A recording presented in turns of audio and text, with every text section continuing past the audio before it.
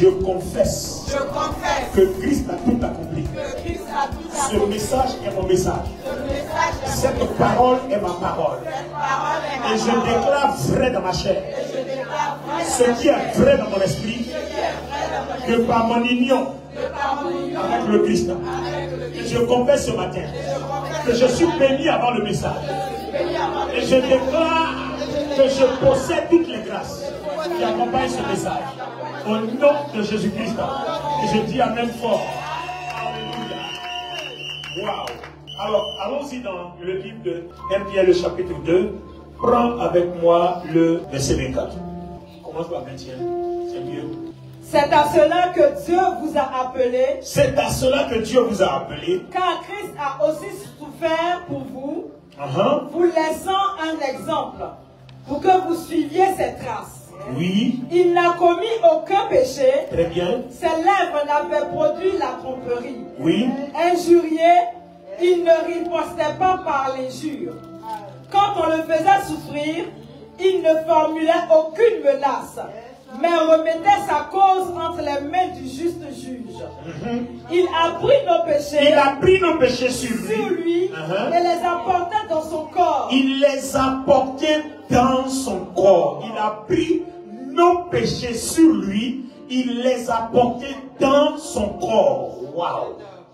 Sur la croix. Sur la croix. Afin qu'étant mort pour le péché, nous menions une vie juste. Nous menions une vie transformée. Oui. Oui. C'est par ses blessures. C'est par ses blessures que vous avez été guéris. Très bien. Car vous étiez comme des brebis errantes. Oui. Mais à présent, vous êtes retournés vers le berger qui veille sur vous. Donc, mais à présent, on est retourné vers le berger qui veille sur nous. Amen. Oh my God. Est-ce qu'on peut acclamer la parole du Seigneur? Wow. Wow. Wow. Wow. Alléluia. Amen. Alors, les amis, regardez bien ce qui se passe. Il a pris nos péchés. Le titre de mon message, c'est Seigneur, je veux ta gloire. Amen. Merci de vous asseoir. Amen. Seigneur, je veux ta gloire. Lord, I need your glory. Amen. Seigneur, je veux ta gloire. Amen. Lord, I need your glory. Seigneur, je veux ta gloire. Amen. Je veux ta gloire. Yes. Mais les amis, est-ce qu'il suffit de confesser je veux ta gloire pour avoir la gloire? Non, non, non. Nous avons une démarche ce matin. Amen. La gloire de Dieu va toucher nos vies. Amen.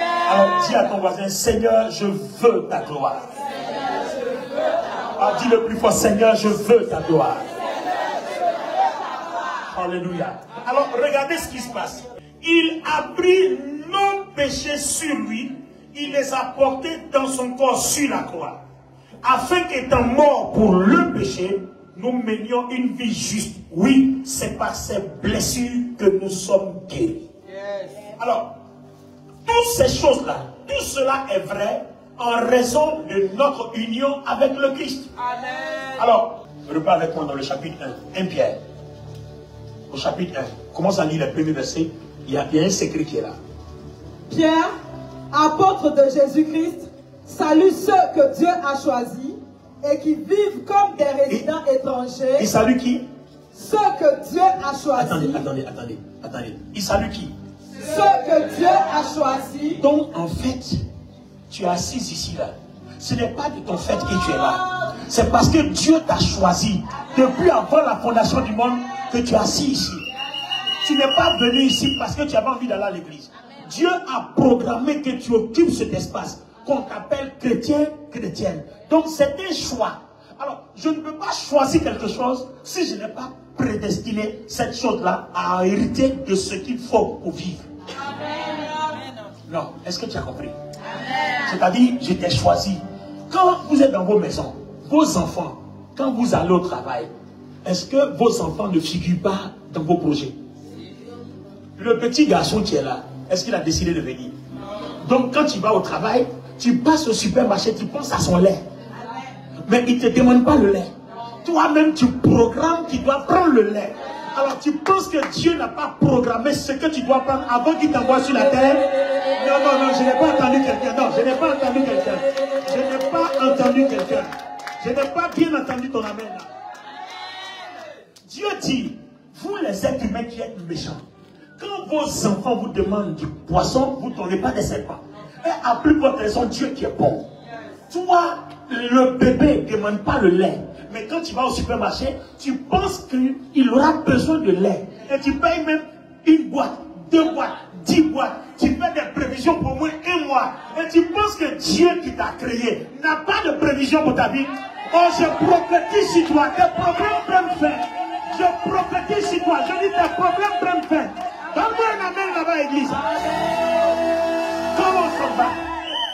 Wow.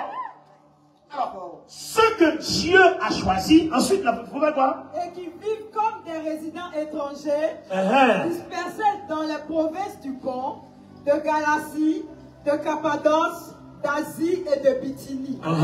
Dieu, le Père, vous a choisi d'avance. Attends, Dieu le Père a fait quoi? Vous a choisi d'avance. Il a fait quoi? Vous a choisi d'avance. Très bien. Dieu, toi et moi, il nous a choisi d'avance. C'est-à-dire, avant que tu sois, tu avais été déjà choisi. Dieu t'a préparé. Je me souviens bien dans Jérémie le chapitre 18, le potier. Dieu se révèle au prophète. Il dit, lève-toi, va dans la maison du potier. Je te montrerai quelque chose. Jérémie arrive dans la maison du potier, il voit le potier qui fabrique un tour. Et puis, il lui dit quoi? Il lui dit, regarde, est-ce que tu vois le potier? Il dit, je vois le potier. Et le tour que le potier faisait n'a pas marché. Le potier l'a brisé. Le potier a refabriqué un autre. Et puis Dieu lui dit, est-ce que moi, Dieu, je ne peux pas faire de vous, les êtres humains, la même chose? Tu penses que là où tu es, tu as un problème, tu n'as pas de problème, tu es un produit fini. Si tu n'étais pas fini, Dieu ne t'aurait pas mis sur le marché. Non, Emmanuel, est-ce que tu vois la chose? Le potier n'a pas mis sur le marché le pot qui ne lui plaisait pas.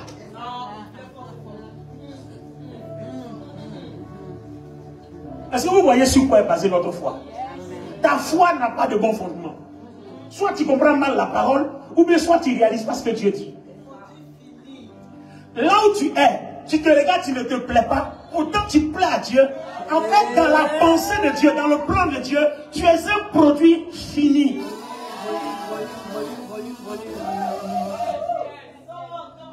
Il ne t'aurait pas mis sur le marché si tu n'étais pas prêt à être sur le marché. Quand le produit est fini, on le met au supermarché. Et les visiteurs passent, les visiteurs regardent, les visiteurs sont attirés, les visiteurs payent et les visiteurs voient le produit et ils mettent sur leur table. Ça est sur la table des rois, la table des députés, la table des ambassadeurs, la table des hommes d'affaires, la table des directeurs, la table des pauvres, la table des riches. Le produit fini dans le supermarché est sur la table de tout le monde. Il y a le foie gras chez le riche, il y a le foie gras aussi chez le pauvre. En tout cas, il y en a dans toutes les maisons. Alors, je suis en train de te dire que toi, de la façon dont tu es là, non seulement il est écrit que tu es un choix, dis avec moi, ça fait 1.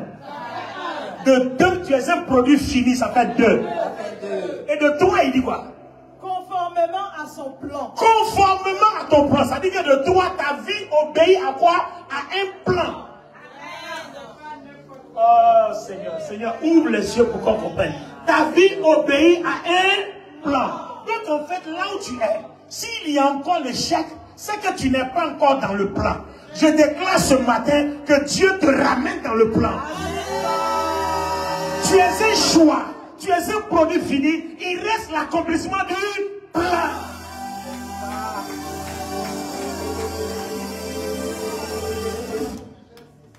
Waouh!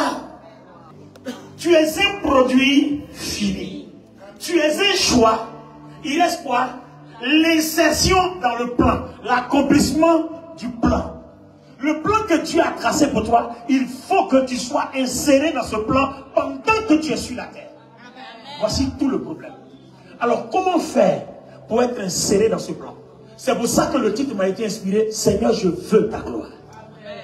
Si la gloire est en toi, alors tu verras le plan. Alors, comment on va faire pour être inséré dans le plan? Il y a quelque chose devant qui va nous intéresser.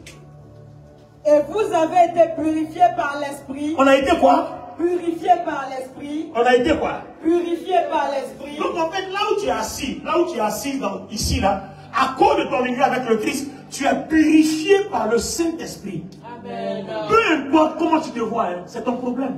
En fait, tu as envie de croire ce que tu veux. Mais la Bible dit à ton sujet que tu es un choix. Tu es un produit fini. Tu obéis à un plan. Et à cause de ce plan, Dieu t'a purifié par le Saint-Esprit. Donc, n'importe qui peut te faire croire que tu es impur, c'est son problème. Mais ce que ma foi sait, Dieu dit à mon sujet, à ton sujet, à notre sujet, que nous sommes purs par le Saint-Esprit. Parce que, pourquoi? Parce qu'on a lu tout de suite dans 1 Pierre 2, 24, que Christ est mort, il a porté nos péchés, et il a pris tous nos péchés en lui. Donc s'il a pris nos péchés en lui, il me reste quoi? Je t'ai impur à cause du péché. Mais si quelqu'un a pris mon péché, est-ce que je suis encore impur? Non. Est-ce que je suis encore impur? Donc pourquoi tu penses que tu es tellement impur que Dieu ne peut pas faire à travers toi des choses glorieuses? Ce que tu penses, c'est ce que tu vas devenir. Ce matin, je te déclare pur. Je dis, ce matin, je te déclare pur. Si tu te vois pur, selon la parole, tu restes pur. Mais si tu ne te vois pas pur, tu seras impur.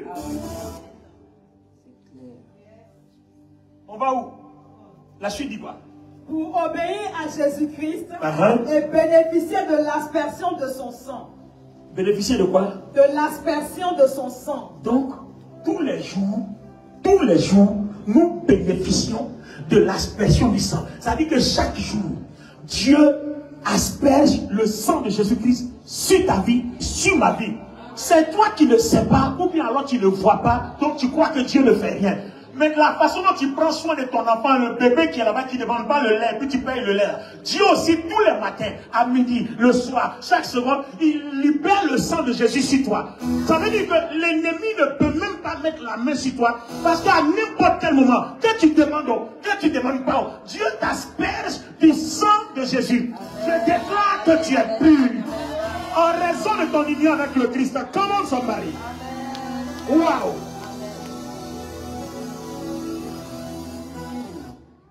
Les amis, vous voyez la foi? C'est ça la foi. C'est ça la foi. La foi, c'est la déclaration de ce que Dieu dit que je suis. C'est des promesses déjà accomplies. Donc moi, je les possède par la foi. Je les confesse. Je les vois dans mon imagination. Je les vois dans mes pensées et je les possède. Je les décrète, je les déclare et je marche avec. Et je crois que je les ai. Et personne ne peut me convaincre que je ne les ai pas. On va évoluer dans le sujet. On a vu dans 1 Pierre 2, 24. Il a porté nos péchés sur son corps sur la croix, afin qu'étant mort au péché, nous menions une vie juste. Maintenant, nous allons lire un passage qui va nous faire du bien. Gloire à Dieu. Allons-y dans Marc 15, 34. Vers 3 heures, et à la 9e heure, Jésus cria d'une voix forte. Qu'est-ce qu'il a dit? Eloi, Eloi. Eloi, Eloi. Lama sabachthani. Lama sabachthani. Ce qui signifie, mon Dieu, pourquoi m'as-tu abandonné? Mon Dieu, pourquoi m'as-tu abandonné? Je vais faire une trilogie. Je mets le verset de 1 Pierre 2, 24 qui dit, il a porté nos péchés, il est mort pour nous. Et puis je mets celui-là, Marc 15 qui dit, Élie, Élie, pourquoi m'as-tu abandonné? Et puis je vais mettre un autre péché de Colossiens 1 qui dit que Dieu habite corporellement en le Christ.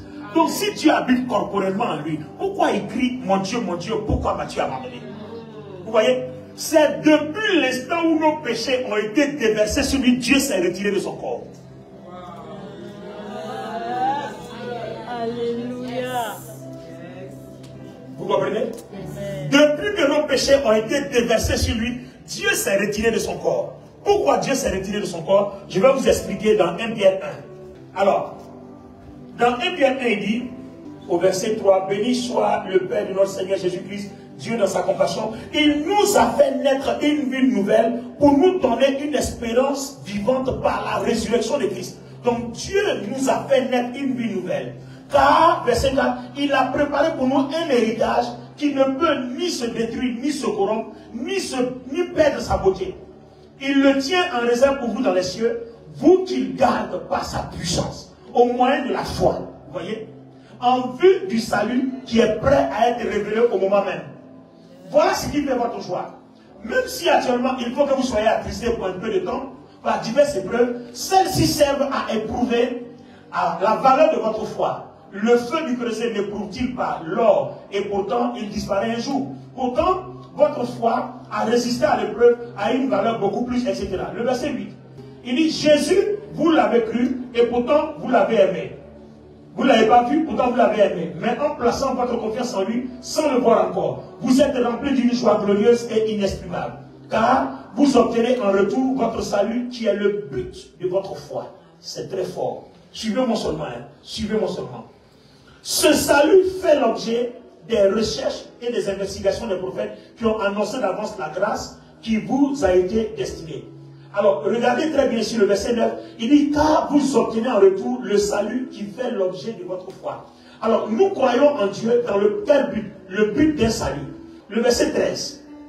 C'est pourquoi, dis avec moi, c'est pourquoi. C'est pourquoi, tenez votre esprit en éveil. Et faites preuve de modération. Et faites preuve de modération. Mettez toute votre espérance dans la grâce qui vous sera accordée. Mettez toute votre espérance dans la grâce qui vous sera accordée. Le jour où Jésus paraîtra. Le jour où Jésus paraîtra. Maintenant, le verset qui est important pour nous ici. Comme des enfants obéissants, Comme des enfants obéissants, ne vous laissez plus diriger par les passions ne vous laissez plus diriger par les qui vous gouvernaient autrefois, qui vous gouvernaient autrefois, au temps de votre ignorance. au temps de votre ignorance. Au contraire, Tout comme celui qui vous a appelé est saint, tout comme celui qui vous a appelé, soyez saints dans tout votre comportement. Soyez saints dans tout votre Car voici ce ce que Dieu dit dans l'Écriture. Soyez saints, car je suis saint. Car je suis saint. Alors les amis, quel est le problème? Le problème, il est ici. Quand Dieu habite corporellement dans le Christ, c'est un Dieu saint. Et on a vu que le Christ a vécu sans péché. Donc, Dieu saint habite dans un corps saint. Donc, le Christ, Dieu habite et dans son esprit et dans son corps. Vous comprenez, hein? Maintenant, le jour où le péché entre, où il porte nos péchés dans sa chair, Dieu est obligé de se séparer. Alors, il dit, Élie, Élie, pourquoi m'as-tu abandonné? En fait, Dieu ne l'a pas abandonné, mais il porte le péché et Dieu ne peut pas cohabiter dans le corps avec le péché. Donc, il est obligé de se mettre à l'écart jusqu'à ce que le Christ dise, tout est accompli. Donc, quand tout est accompli, que le corps qui porte le péché meurt, à ce moment précis, Dieu l'accompagne au tombeau parce que le corps n'est plus en fonction. Dieu accompagne son esprit dans le tombeau puisque le corps est mort. Et Dieu va lui donner un nouveau corps et Dieu va revenir avec lui. C'est pour ça que quand le Christ revient, il n'a pas le même corps de péché, mais il est un corps régénéré. Donc toi et moi, le jour où nous allons mourir aussi, on ressuscite avec un corps régénéré. Mais pour l'instant, Dieu veut qu'on régénère notre corps pour lui permettre d'habiter. Comme dans 1 Corinthiens 3,16, notre corps doit être le temple du Saint-Esprit. Donc quand Dieu n'habite pas dans notre corps, ça veut dire qu'il y a quelque chose qui ne supporte pas la cohabitation. Je vous explique. Élie, Élie, pourquoi m'as-tu abandonné? Pour dire, je n'ai rien fait. C'est toi qui as fait retomber le péché sur moi. Donc pourquoi tu m'abandonnes? Mais Dieu donne un signe. Le corps qui entre en contact avec le péché éloigne Dieu. Donc vous voyez que quand nous avons accepté le Christ nous a donné une nouvelle façon de vivre, telle qu'on a lu dans le livre de Pierre. Il nous a donné une nouvelle façon de vivre. Seulement, c'est que cette nouvelle façon de vivre-là n'a pas touché notre corps. Voilà tout le problème. Le jour où nous allons soumettre cette façon de vivre-là, que cette façon de vivre va toucher notre corps, Dieu va habiter et dans notre esprit, il va habiter et dans notre corps. À ce moment précis-là, on dira que Dieu habite pleinement en nous. Nous pourrons parler maintenant de la plénitude du Saint-Esprit. Donc la plénitude du Saint-Esprit, c'est l'état où Dieu habite pleinement ton esprit et l'état où Dieu habite pleinement dans ton corps. Je peux avancer? Je vous donne tout un exemple. Regardez dans la Bible. Quand vous prenez le Seigneur Jésus-Christ en face de l'homme de Gadara, quand le démon a vu Jésus, c'est le démon qui a commencé à se manifester. Le Seigneur n'avait pas parlé. il n'avait pas parlé. Le démon a commencé à s'agiter. Pourquoi? Parce qu'en fait, la gloire de Dieu était apparente sur sa chair. Pourquoi? Parce que la Bible dit quoi dans Colossiens 1? Dieu habite corporellement dans le Christ. Donc si Dieu habite corporellement dans le Christ, Dieu habite dans son corps. Donc il est dans son esprit, il est dans son corps. Et le jour où le péché entre à la croix, Dieu se retire. Pourquoi? Parce que Dieu ne peut pas habiter là où le péché est. Nous avons un devoir. Ce qu'il nous reste pour que le plan de Dieu se manifeste, il faut qu'on puisse chasser le péché de notre corps pour permettre de donner toute la place pleinement à Dieu. Amen. Voilà ce que Dieu m'a dit. Je veux prendre 2 personnes pour faire 2 exemples. 2 exemples. 2 personnes. J'ai besoin de 2 personnes, 2 volontaires. D'accord. Suivez bien. Parmi vous, il y a une qui va jouer le rôle d'une sorcière. Bon. D'accord. D'accord. D'accord. Donc, il y a une qui fait sorcellerie et puis il y a une qui est simple chrétienne. Suivez bien, écoutez bien ce que je vais dire à tout son sens par rapport à tout ce qu'on explique depuis. Quand un chrétien voit un sorcier, tout de suite, c'est un problème. Oui, il y a un rosicrucien ici, il y a un franc-maçon ici, il y a un magicien ici, tout le monde est dans la demande, il y a un sorcier ici. Mais c'est quoi le problème? Bon, la sorcière que tu vois là, elle n'a pas le même corps que toi. Bon, qu'est-ce qui fait qu'on l'appelle sorcière? Ce n'est pas l'esprit qui habite son esprit. Son esprit est uni à un esprit. À l'esprit du mal. À l'esprit de Lucifer. Donc c'est pour ça qu'elle développe des pouvoirs. Mais dis-moi, dites-moi, regardez-moi bien, dites-moi. Toi, chrétien là, ton esprit est uni à l'esprit de qui? Ton esprit est uni à l'esprit de Christ. La Bible le dit clairement. Donc si ton esprit est uni à l'esprit de Christ, l'esprit de Christ là, la Bible dit que ce qui est en toi est plus fort que ce qui est en elle. Mais pourquoi toi tu as peur d'elle? La différence est à ce niveau. Elle sait se servir de son esprit, mais toi tu ne sais pas te servir de ton esprit. Sinon en réalité, elle reconnaît que la force qui est en toi là, c'est trop petit. Colossiens 2,14 dit, on les a désarmés. C'est-à-dire en face de toi, elle sait qu'elle n'a pas de pouvoir. Mais comme elle sait que tu ne sais pas te servir de ton esprit, donc elle t'envoie, et toi tu trembles. Bon, je vais vous donner un exemple. Donnez-moi quelque chose, je vais prendre ça comme un pistolet, une arme. Voilà, ça ressemble plus à un pistolet. Voilà. Regardez bien. Imaginez-vous, hein, suivez-moi, tout le monde me suit. Je rentre dans cette salle tout de suite. Et puis, je fais... Tout le monde. Et puis, je dis, donnez-moi votre téléphone. Donnez-moi vos sacs à main. Donnez-moi votre argent. Si vous ne donnez pas, je vais tirer, je vais vous tuer. Vous allez voir, tous les chrétiens vont dire, ne nous tue pas, tiens. Et puis, après, les amis, on vérifie, ce sont des balles à blanc. En fait, ça ne peut pas tuer quelqu'un. En fait, c'est un jouet. Vous voyez? Alors, qu'est-ce que la Bible dit? La Bible dit que Jésus a désarmé le diable. Donc, en fait, tout sorcier qui a en lui l'esprit du diable ne peut rien contre un chrétien, parce que le chrétien a en lui l'esprit qui a désarmé lui son esprit. Donc, si le sorcier est fort, si ton corps est fort parce que tu sais te servir de ton esprit, moi aussi, mon corps doit être fort parce que je sais me servir de mon esprit. Maintenant, comme toi tu es désarmé, qu'est-ce que tu fais? Tu envoies des signaux pour me faire croire que tu as encore l'élégance, alors que tu es laid en réalité. Tu vois? Tu envoies des signaux pour me faire croire que tu as encore du pouvoir, alors qu'en réalité tu n'as rien, tu es désarmé. Alors, le gars qui arrive ici avec une arme, qui va penser tout de suite que c'est un jouet? Quand il va me prendre, alléluia. Pourtant, c'est juste, il n'y a pas, voilà, c'est vide, il n'y a pas de balle. C'est exactement ce que le diable fait. Il envoie des choses qui ne peuvent pas nous atteindre. Et nous commençons à paniquer. Et puis comme il sait, quand tu paniques, tout de suite tu lui donnes un signal que tu ne sais pas ce que tu as. Est-ce que quelqu'un a compris? Quand tu commences à paniquer, lui il réalise que tu ne sais pas ce que tu as en toi. C'est tellement lui, il avait dit, attends, c'est là où? Est-ce qu'ils savent ce qu'ils ont en eux? Je prends un autre exemple. Tu as une arme, et puis l'autre a une arme. D'accord? Toi, ton arme est chargée. Mais lui, son arme n'est pas chargée. Hein. Mais dis-moi, s'il vient tout de suite, et puis il met là, dépose ton âme, sinon il tire. Qu'est-ce que tu fais? Non, dépose ton âme. J'ai tiré, hein? Dépose, il a tiré. Tu vois, quand il commence à te menacer, il a tiré, alors que lui-même il sait que même s'il tire, il n'y a rien dedans. Mais avant de crier, j'ai tiré, tu finis par croire que s'il tire, tu vas mourir. Donc tu déposes ton âme chargée, alors que lui, son âme est vide. Colossiens 2,14, lis-moi la version Bible d'ici. Écoutez bien ce que l'esprit de Jésus-Christ a fait à l'esprit du diable, à sa mort à la croix. Car il a annulé l'acte qui établissait nos manquements.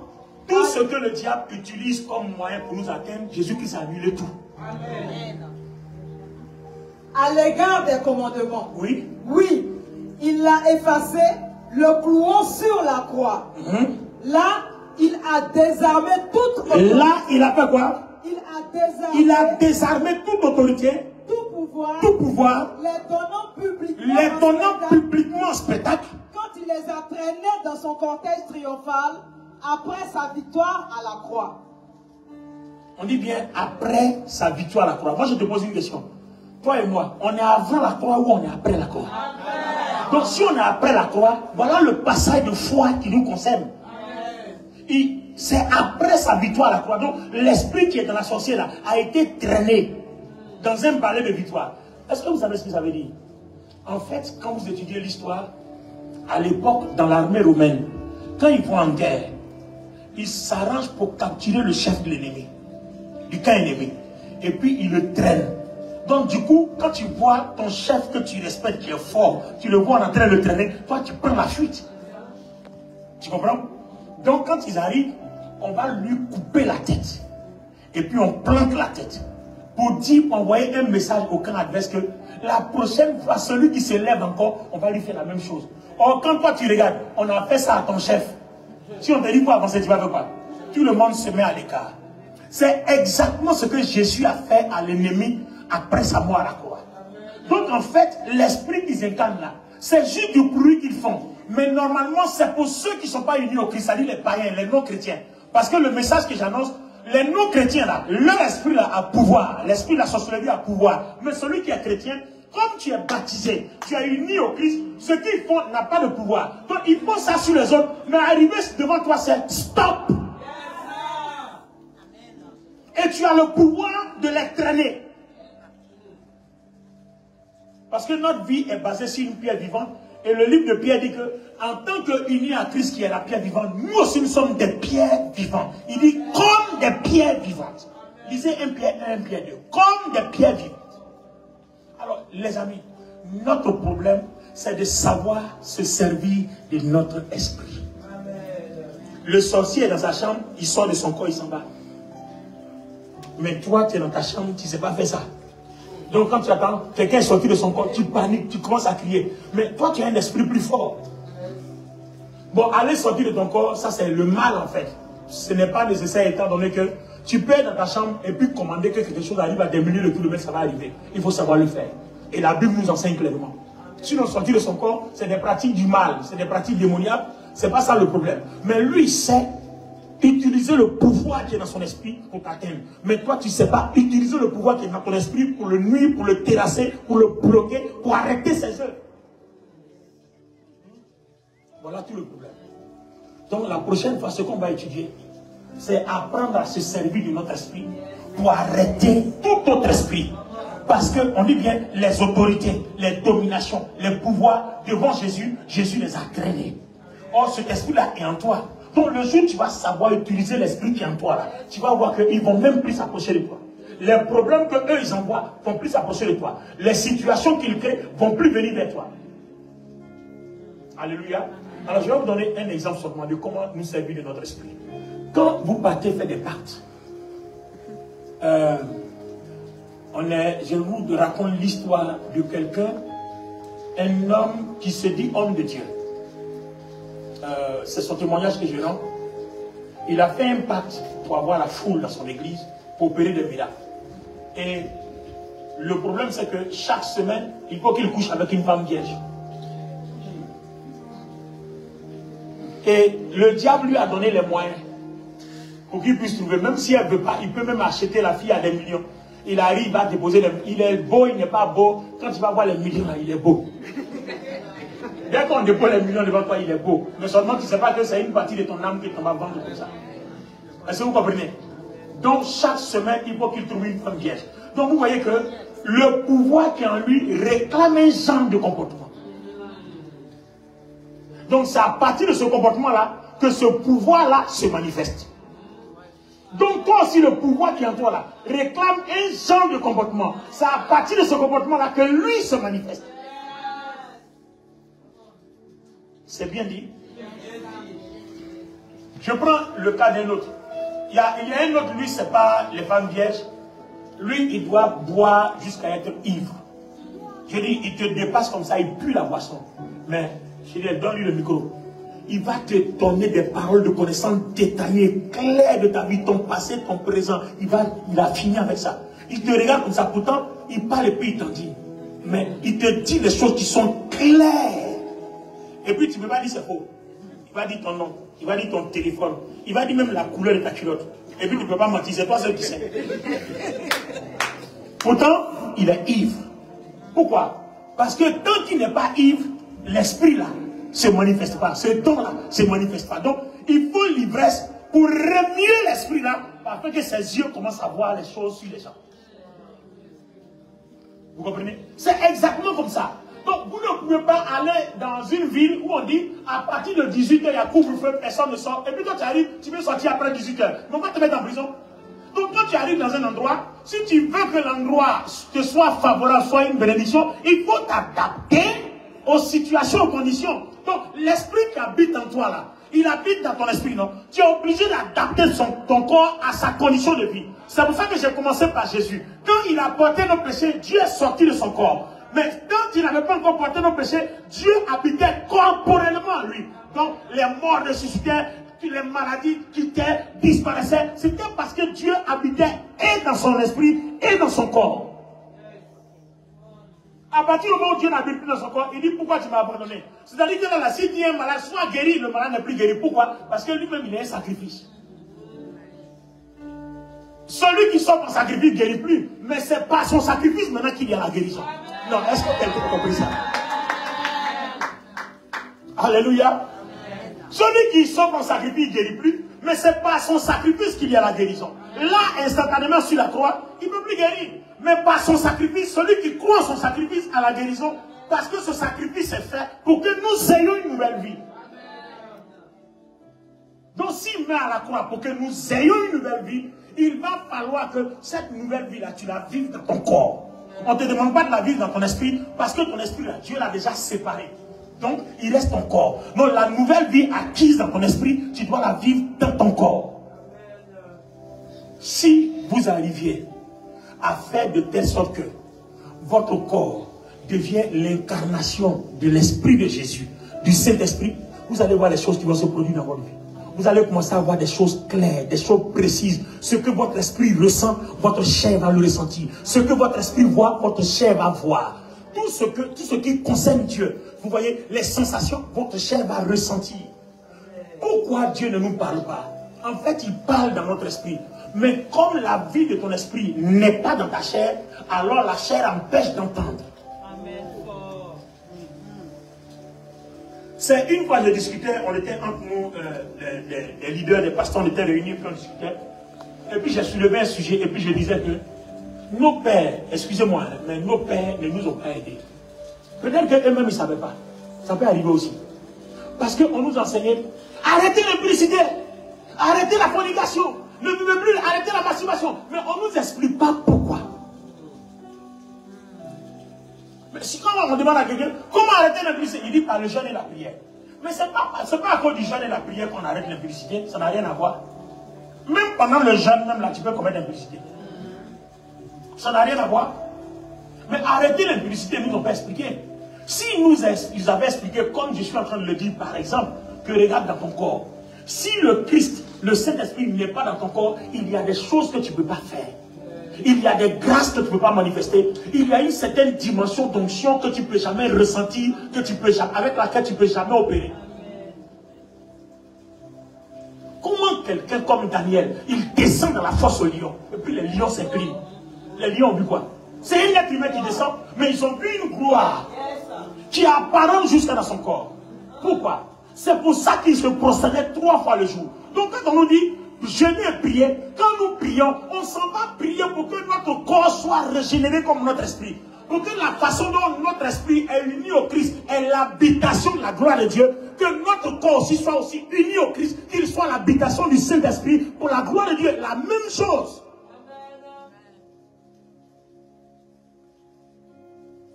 Quand vous arrivez à cette dimension-là, les tentations que les autres ressentent là, vous ne ressentez plus la même chose. Je peux vous le dire parce que je sais de quoi je parle. Avant, quand je lisais la Bible, je me demandais, mais comment quelqu'un comme Paul, il fait pour vivre toute sa vie sans rapport sexuel?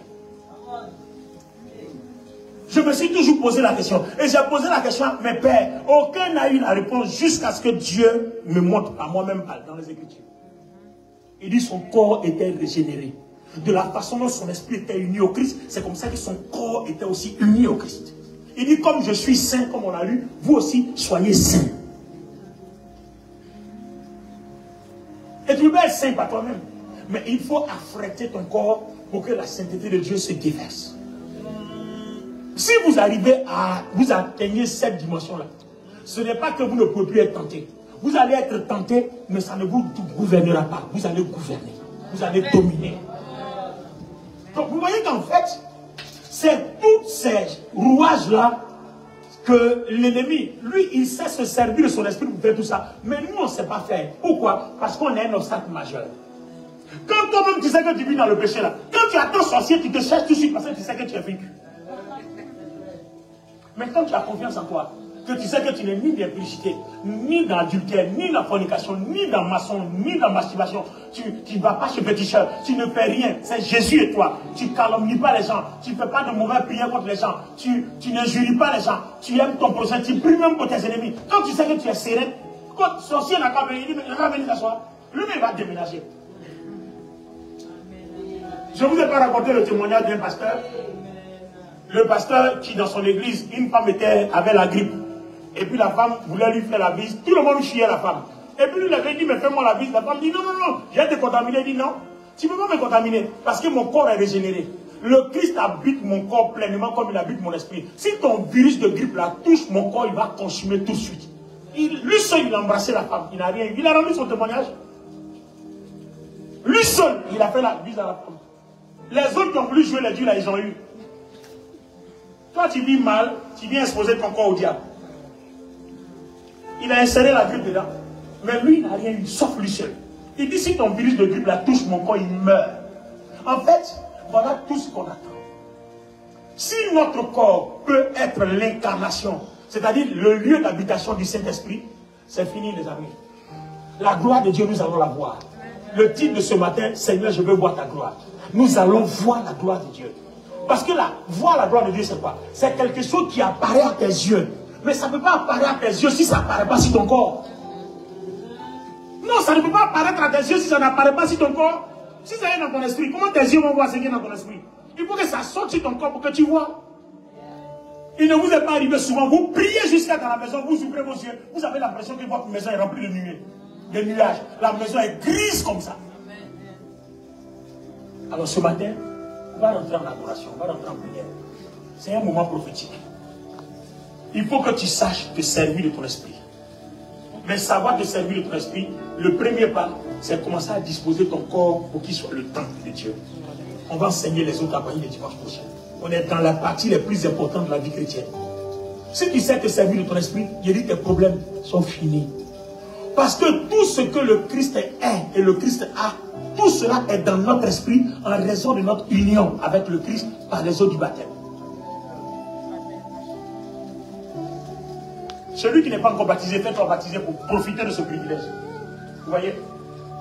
Donc le premier pas, si le Christ est dans ton esprit, tout ce que tu cherches est dans ton esprit. Le programme, le plan de Dieu est dans ton esprit. Le plan, tu es choisi, tu es appelé, en fait, tout ce qu'on a dit au début, mais le plan de Dieu est dans ton esprit. Donc en fait, Tu ne peux pas devenir ce que tu n'as pas. Parce qu'un homme ne reçoit que ce qui lui a été donné du ciel. Or, ce qui t'a été donné du ciel est dans ton esprit. Est-ce que tu peux tirer ce qui est dans ton esprit pour l'envoyer vers ton corps pour que ça soit manifestement apparent? C'est tout. Voilà le but de ta vie chrétienne. Le jour où tu vas réussir à faire ça, l'ennemi te respectera. Quand tu vas t'asseoir au milieu des sorciers, ils vont se lever puis ils vont partir. Parce qu'ils savent jouer avec leur esprit, mais toi tu es un champion. Tu es un champion dans le game. Ils savent jouer avec leur esprit, mais toi tu as fini ça, tu es un champion. Quand tu vas t'asseoir là, parce que tu rentres en esprit, tu vas commencer à confesser des versets bibliques, et puis tu vois dans ta pensée que tout est vrai, tu vas voir, ils vont commencer à déménager un à un. Parce que tu commences à faire sortir quelque chose qui est en toi, tu l'emmènes dehors. Il y a la gloire dans notre esprit, il faut l'amener dehors.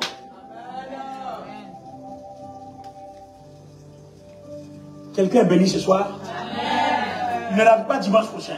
Dimanche prochain, on va arriver à la phase 2. Aujourd'hui, on est à la phase où il faut que notre corps soit à l'image de notre esprit. Maintenant, comment faire pour puiser? Vous voyez, Éphésiens 6, 10 quoi?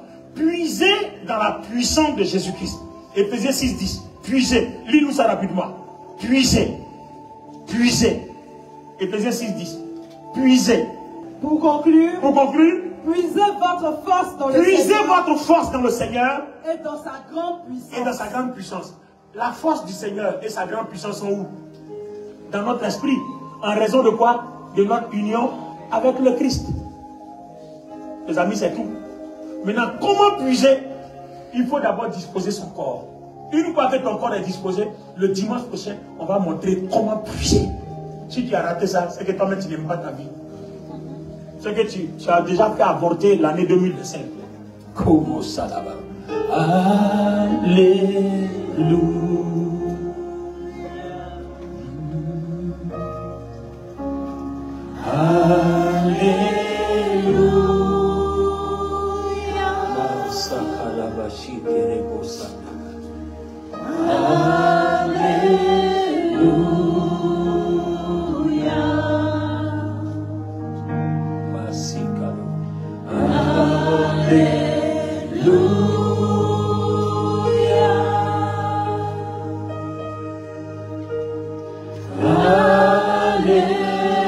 Est-ce que tout le monde peut chanter? Tout le monde peut adorer avec nous?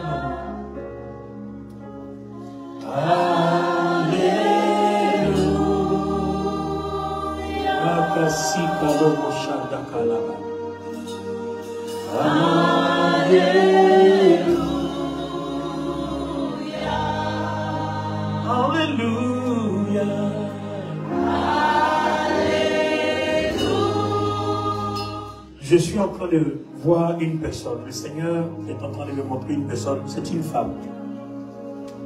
C'est un esprit d'étouffement. Et voilà comment ça se manifeste. Je te vois couché sur ton lit et tu vois quelqu'un. C'est une ombre. Tu ne vois pas le visage.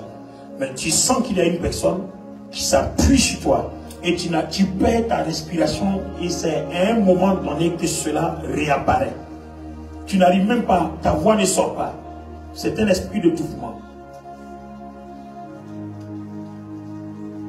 Dieu opère la délivrance dans ton esprit. Dieu opère la délivrance dans ton esprit. Dieu opère la délivrance dans ton esprit. Au nom de Jésus.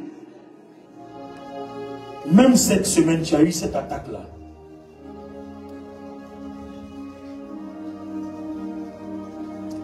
Mais le Seigneur te libère de cet envoûtement. Il te libère de cet étouffement. Il te libère de cet esprit-là. Au nom de Jésus. La puissance de Dieu est en train de rétablir la vie d'une personne qui a raté un rendez-vous cette semaine. Quelqu'un a manqué un rendez-vous important cette semaine. Je vois un rendez-vous très important cette semaine. Et ça ne s'est pas produit tel que tu l'as souhaité. Le découragement t'a touché, t'a atteint. Mais pendant que je suis en train de parler, la grâce de Dieu est en train de restaurer. Il y a un autre rendez-vous. Un autre rendez-vous. Un autre rendez-vous. Un autre rendez-vous. Un autre rendez-vous. Un autre rendez-vous. Je vois une personne et puis je vois un dentiste. Je vois une personne et je vois un dentiste.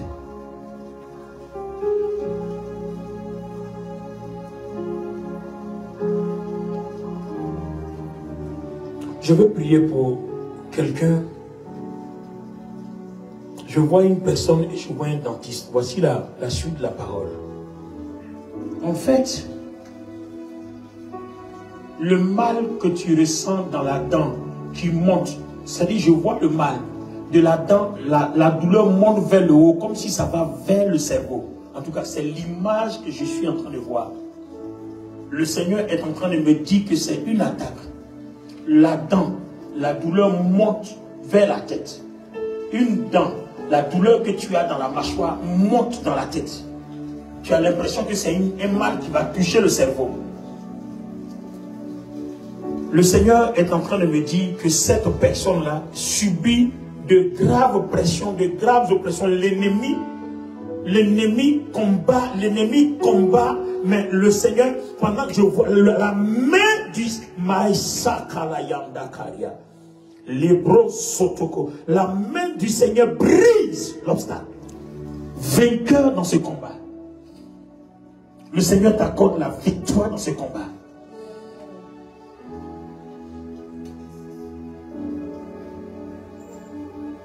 Cette attaque programmée pour que l'année 2024 soit un désastre pour toi, le Seigneur l'a fait échouer. Avant même que tu arrives dans cette salle, le Seigneur l'a fait échouer. Quelqu'un dit avec moi, échouer. Échouer. Mets une main sur la tête. Mets une main, n'importe laquelle, mets une main sur la tête.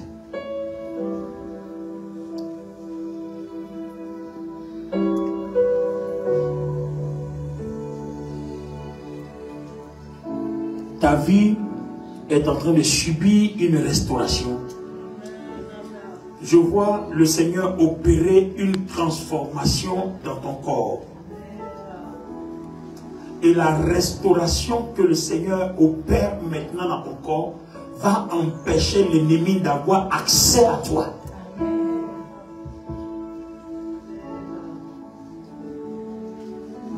Il y a cette personne-là au milieu de nous ici que quelqu'un a essayé de noyer. Je vois un songe où on te plonge, on veut te noyer dans l'eau. On veut te noyer dans l'eau. Je vois cette personne, on veut te noyer dans l'eau. En fait, ce n'est pas une noyade.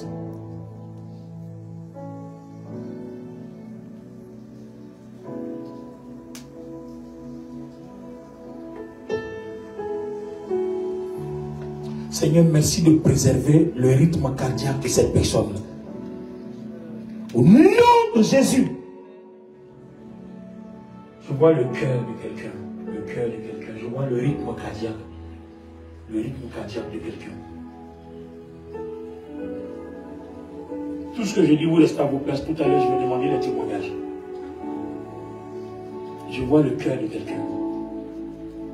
Ton rythme cardiaque. Le Seigneur t'accorde une guérison. Le Seigneur t'accorde une guérison. T'accorde la guérison. Le Seigneur t'accorde la guérison.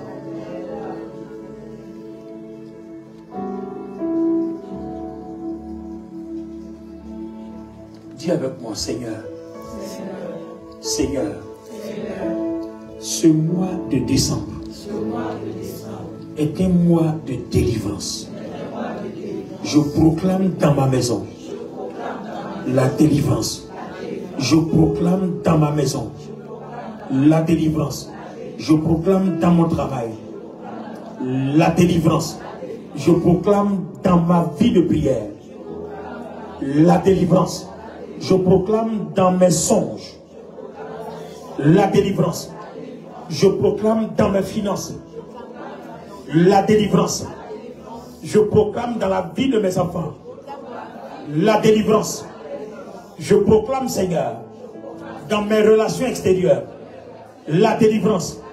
Et je déclare que la délivrance accompagne ma maison, accompagne mes enfants, accompagne mon travail, accompagne mes finances, accompagne mes activités, accompagne ma vie spirituelle, accompagne ma vie de prière, au nom puissant de Jésus. Je vois l'œil gauche d'une personne. Quand je finirai de prier, Dieu guérira. Cet œil gauche-là te tire, te tiraille. Souvent, tu as l'impression qu'on est en train de tirer sur un nerf. L'œil gauche. On est en train de te tirer sur un nerf. C'est une pression. C'est une tension des yeux. C'est la montée d'une tension. Le Seigneur me dit qu'à partir de l'instant où tu entends la parole, tu n'auras plus jamais ce mal-là. Tu n'auras plus jamais ce mal-là. Tu n'auras plus jamais ce mal-là. Je dis, tu n'auras plus jamais ce mal-là. Je vois le Seigneur, le Saint-Esprit conduit mon esprit dans une famille. Quelqu'un ici dans ta famille, il n'y a pas d'entente jusqu'à toi. Il n'y a pas de paix jusqu'à toi. Mais à partir de ce culte-là, que Dieu a commencé, à partir de ce culte prophétique que Dieu a commencé, à partir de ce dimanche, je suis en train de te dire, tu vas arriver à la maison. Les parents avec lesquels il y a des problèmes vont t'appeler. Ils vont t'appeler. C'est un signe. Quand tu entendras cet appel, commence à glorifier Dieu parce que c'est un signe que l'année 2025 qui arrive est une victoire dans toutes tes activités. Il y aura, voilà, Dieu me dit, il y aura la paix dans toutes tes activités. Quand tu entendras cet appel, commence à glorifier Dieu car la paix sera avec toi. C'est le signe. C'est le signe. Si quelqu'un est malade, mets la main là où il a mal. Mets la main là où tu as mal.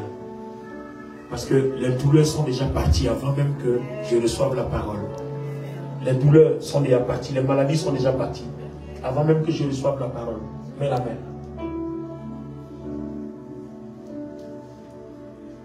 Seigneur, merci. Parce qu'avant même que je parle, les maladies ont déjà disparu.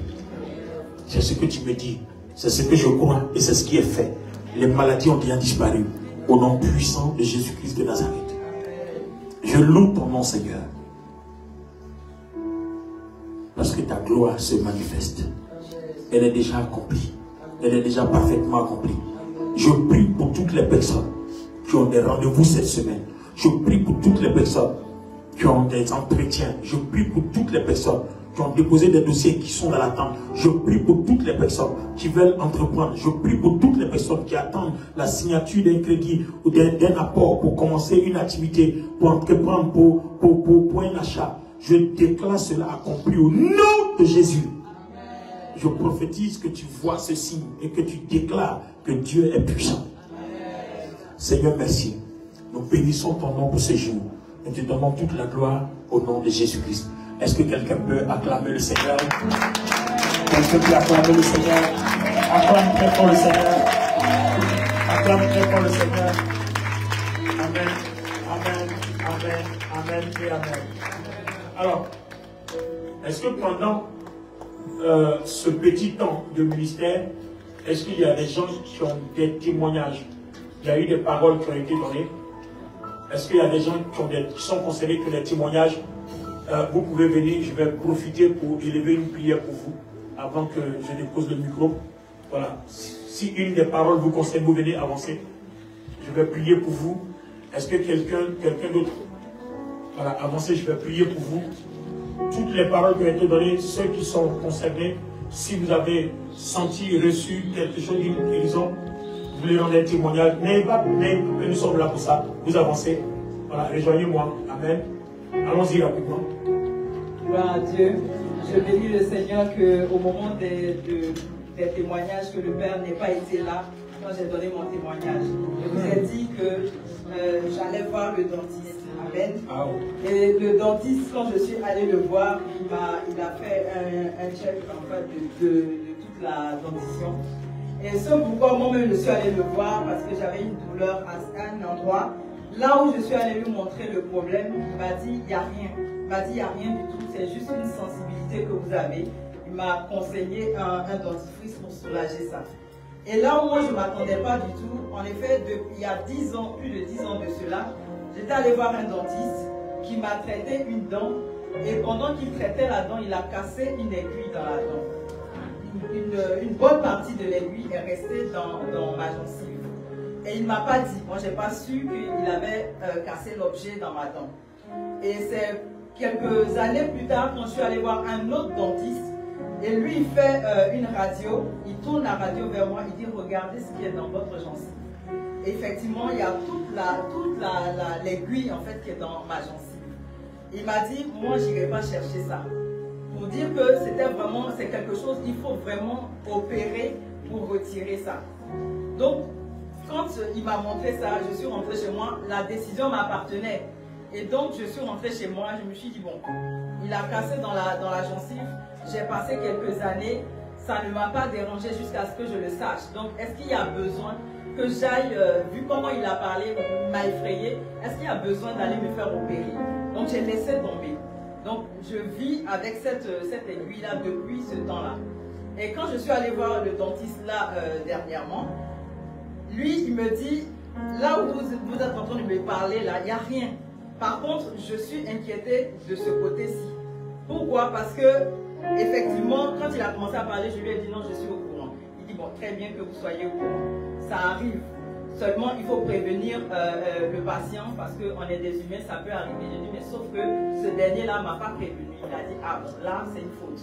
Mais il m'a dit, cet objet qui est resté dans ma gencive a créé une infection. Et ça a créé du pus dans la gencive. Moi, je ne le sais pas. Mais je vous assure que quand les douleurs de tête me prennent, quand des fois je plaisante avec certaines personnes, je dis, si je pouvais enlever ma tête, la déposer loin de moi, pour ne plus subir la douleur, c'est incroyable. J'ai mal à la tête, je peux prendre tout ce que je veux, du plus puissant médicament, ça ne me soulage pas. Je suis obligée de me mettre dans le noir, de couper tout le bruit, vraiment m'isoler pour avoir un peu de répit. C'est-à-dire que quand ces douleurs-là me prennent, ça me prend par exemple le matin à 6 heures, je vais traverser la journée avec, je vais dormir avec, me réveiller avec, ça peut me prendre sur 3 jours, voire plus. Et donc quand le Père a révélé qu'il voit une personne et il voit le dentiste, je bénis l'Éternel. Parce que ce dentiste-là m'a dit, je ne peux pas opérer là, mais il faut le faire parce que c'est en train de devenir une infection. Donc ce que je vais vous demander, il m'a donné l'adresse de 2 dentistes. Il m'a dit, allez les voir, ils sont très forts. Eux, il a donné le nom de leur spécialité. Ils sont forts. Les 2 que je vous recommande, ils sont très forts. Allez les voir. Il y en a un qui est plus. Il va voir, il va donner son diagnostic. Et en fonction de ce que lui va faire, moi je pourrai travailler derrière. Et le papier, le numéro du dentiste qu'il m'a donné, jusqu'à aujourd'hui, je cherche dans la maison, je ne trouve pas la feuille. Je veux appeler pour prendre rendez-vous, je ne retrouve pas le papier qu'il m'a donné pour que je puisse appeler et avoir un rendez-vous. Jusqu'à hier, je cherchais encore le document, je ne l'ai toujours pas retrouvé. Waouh! Amen. En fait, c'est maintenant, c'est maintenant que moi-même je comprends la révélation en fait. Vous savez, en matière de révélation, ce que je me suis dit, voilà, que je comprenne ou je ne comprends pas, c'est pas ce qu'on a dit. On a dit qu'on dit ça, qu'on dit seulement. Voilà. Je vois un dentiste, puis je vois quelqu'un qui a mal à la dent. Mais la douleur là, ça monte jusqu'au cerveau. C'est une douleur. C'est maintenant que je comprends. Quand je vois le dentiste, je vois maintenant que l'aiguille est restée. En fait, c'est de ça que Dieu me parle. L'aiguille est restée. Donc, c'est le problème que le dentiste a créé. En fait, ce n'est pas le dentiste, c'est une attaque spirituelle. C'est une attaque spirituelle. Attends, un dentiste, un être humain va laisser, et puis il ne va pas te dire. Non. L'ennemi devait faire quelque chose là, mais ça n'a pas marché. La main de Dieu n'a pas fonctionné. Amen. Mais ce que je suis en train de voir, il faut aller. Ton témoignage va changer. Parce que je suis convaincu que cette opération n'aura pas lieu. Le Seigneur a fait son travail. Non. Je vous dis la vérité, le Seigneur a fait son travail. Le Seigneur a fait son travail. Parce que c'est une affaire diabolique. Pourquoi il dit, je ne dirai pas chercher ça. Il te déconseille de faire une opération. C'est une affaire spirituelle. Mais je sais que par la parole, là, Dieu a réglé son problème. J'aimerais qu'on acclame le Seigneur. Dieu a réglé son problème. avec la grâce de Dieu. Le Seigneur a déjà réglé son problème. Va avec la paix, il a réglé son problème. C'est terminé. Allons-y, deuxième témoignage. S'il y a un autre, allons-y rapidement. J'ai débordé mon temps. Deuxième témoignage. Avancez. Tu as parlé aussi de quelqu'un qui a son œil gauche qui ne voit pas. Depuis que j'ai mon œil gauche, effectivement. Un œil, tu dis. Un œil, voilà. En fait, voilà ce que les médecins ont dit. Je souffrais de migraine depuis mon enfance. Quand je suis malade, on sait que c'est ma tête. Il n'y a pas autre chose. Depuis que je suis petite jusqu'à grandir, c'était la tête seulement. Dès que je suis malade, c'est la tête. Et à un moment donné, c'était tellement fort qu'on allait voir un ophtalmo. Et quand on allait voir l'ophtalmo, ils ont fait toutes les angiographies, tout ce qu'il faut. Et puis ils ont découvert que j'ai un nerf important au niveau de l'œil qui est mort. En fait, moi j'ai vu l'œil gauche, c'est gauche. Très bien. Est-ce qu'on peut acclamer le Seigneur? Et ce nerf-là, c'est des choses que je dis, je n'ai jamais révélé au Père. C'est lui annonce qu'il m'a dit, mais pas dans la révélation. Il ne joue pas avec cet esprit. Soit Dieu parle, ou soit il ne parle pas. Voilà, ce que j'entends, je dis. Allons-y. Et ce nerf-là, ils ont dit, le nerf est mort. En fait, ils ont dit que certainement, quand j'étais enfant, ça aurait dû être diagnostiqué, ça aurait dû être, voilà, je recommande d'envoyer vos enfants régulièrement chez le médecin pour faire des check-ups. Et donc, depuis l'enfance, le nerf est mort, mais ils n'ont pas su. Et donc, comme il est mort, encore l'ophtalmo m'a dit, on ne peut rien faire. En fait, le nerf est mort. C'est même pas qu'il fonctionne un peu pour qu'on puisse le booster, il est mort. Il n'y a rien à faire. Donc, ça va rester comme ça. Et donc, sur 10, l'œil droit, il est 10 sur 10. L'œil gauche, il est 2 ou 3 sur 10. Je ne vois vraiment pas de cet œil-là. Et ça aussi me suscite beaucoup de migraine, puisque l'œil droit est obligé de... Pendant que tu es en train de parler, le Saint-Esprit me dit, est-ce que tu crois que quand Dieu a libéré la parole, ton œil est revenu à la vie? Amen. Si tu crois, c'est fait tel que tu l'as cru. Amen. Parce que le Seigneur ne peut pas parler de ça et puis l'œil va continuer à débrouiller. Non, ce n'est pas possible. Amen. Ton œil là est guéri. Amen. Donne-moi ton amen, l'église. Le nerf là est guéri. Amen. Tu as 2 témoignages. Il y a une aiguille qu'on ne va plus opérer. Tu ne vas plus sentir les douleurs. Ça n'existe même plus même. Et puis il y a un nerf qui est revenu à la vie. Tes prochains rendez-vous là, tu vas avoir confirmation médicale. Est-ce qu'on peut acclamer le Saint-Esprit au nom de Jésus? On peut acclamer le Saint-Esprit.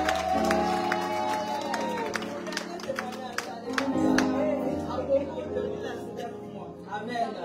Mon depuis les 5 est propre. Mon dernier témoignage, c'est qu'au sein de la famille, il y a une division terrible. Tout ça pour un problème d'héritage. Le père est parti et l'héritage est resté un problème. Donc ça fait qu'il y a une partie, on se parle même pas, on ne se voit même pas, qui gère l'héritage, et puis il y a une autre partie, un petit groupe qui est aussi de l'autre côté. Et ça fait des disputes pas possibles. On ne sait plus qui on va appeler pour gérer ce problème-là au niveau de la famille. Tous ceux qui sont censés être des dignes représentants pour nous faire asseoir et puis trancher le problème, on fait ce qu'ils pouvaient. Mais il n'y a pas de solution. Mais j'attends le conflit. Amen.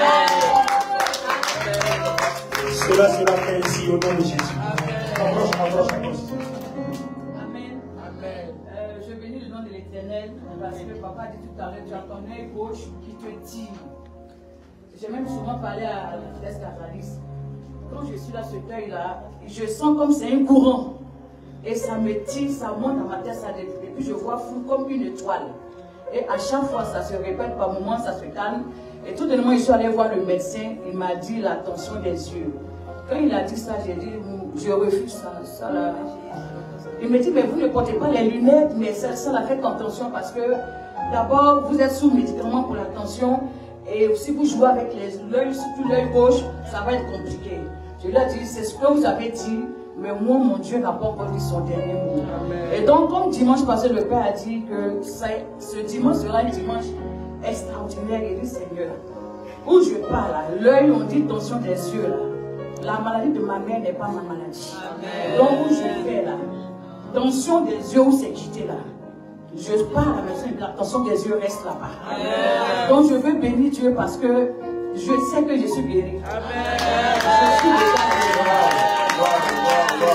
Seigneur, merci parce que cela se fait tel qu'elle a cru. Amen. Wow. Et il a aussi dit qu'il y a quelqu'un, quand il dort, on le touffe par moment. C'est périodique. C'est la vie, c'est mon fils. Il m'a même appelé la dernière fois. Il m'a dit, maman, par moment, quand je dors, je sens que quelqu'un prend un coussin et il veut me touffer pour que je meure. Et souvent, il me dit, il voit la personne. Mais il est obligé de se débattre. Et puis quand il crie Jésus, il se relève. Mais que la dernière fois, si ce n'était pas la main de Dieu, ce n'était pas bon. Je lui ai dit non, Dieu ne peut pas permettre. Parce que si tu me l'as donné, il sait pourquoi. Amen. Ce pourquoi tu es né, tu n'as pas encore accompli. Amen. Donc un esprit ou un être humain ne peut pas t'ôter la vie. Amen. Et j'ai prié pour lui. Et aujourd'hui encore, papa vient de donner la révélation. Donc je crois que c'est la fin. Amen. Amen. Waouh, est-ce qu'on peut acclamer le Seigneur? Waouh. Waouh. Waouh. Waouh.